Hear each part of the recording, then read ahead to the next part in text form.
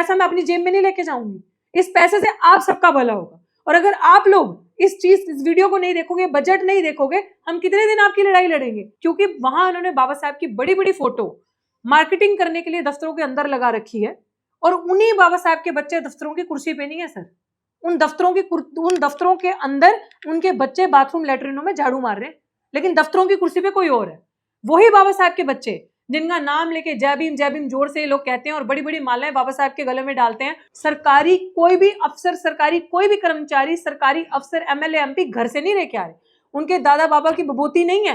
ये हमारा पैसा है, हम श्रम करने वाले गरीब समाज के लोगों का टैक्स पेइंग के पैसे से जब बजट बनता है, मतलब जो उनका 1 करोड़ रुपया बनता है बजट का डायरेक्ट जो हमारे अकाउंट में ट्रांसफर होना चाहिए, जो भी सर ने आपको आंकड़ों के हिसाब से बताया, वो नहीं देंगे, लेकिन हमें 1500 रुपए देके हमारे पे एहसान करेंगे। क्यों?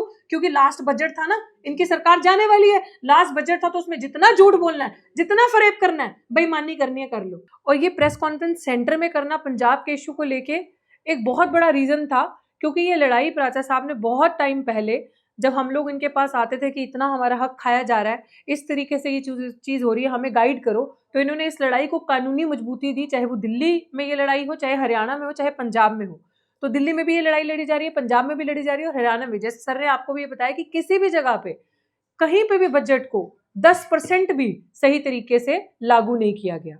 और ये बात आपको बताना इसलिए जरूरी है क्योंकि 33 पंजाब की भी जनता सारी सुन ले, क्योंकि 33% से ज्यादा शेड्यूल कास्ट पॉपुलेशन पिछले सरकारी आंकड़ों के हिसाब से पंजाब के अंदर है। तो आप ये सोचो कि मैं ये क्यों लोगों तक पहुंचाना चाह रही हूँ कि इतने बड़े बड़े वादे सरकारों ने किए। 1985 के अंदर ये स्कीम कुछ लागू हुई थी, जो मुझे ऊपर जैसा भी याद है, तब से लेके अब तक इस स्कीम का नाम हमारे वेलफेयर से होता हुआ है। कहीं पे भी शेड्यूल कास्ट कम्युनिटी का, शेड्यूल ट्राइब कम्युनिटी का 1% भी मुझे नहीं लगता इन्होंने वेलफेयर किया है। अगर ये जो पैसा भी दिखा रहे हैं लागू किया, ये भी मुझे लगता है किसी ना किसी अपने कॉन्ट्रैक्टर को देके अपना ही काम किया होगा, कहीं पे भी सही तरीके से ये पैसा लागू नहीं किया होगा।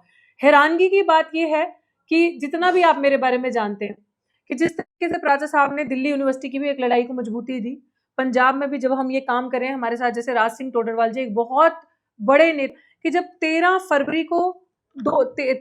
फरवरी 2026 में हमने सब प्लान कमीशन के दफ्तर के बाहर पंजाब में बहुत बड़ा एक धरना प्रदर्शन किया था। 500 से ज्यादा लोग अपना ये मेमोरेंडम देने के लिए सरकार के पास गए थे कि हमें 2021-22 के बाद से बजट दो। उसके पहले हमारे पास था, उसमें भी इतने घपले थे, किसी साल 10% लागू, किसी साल 4%, किसी साल 15%।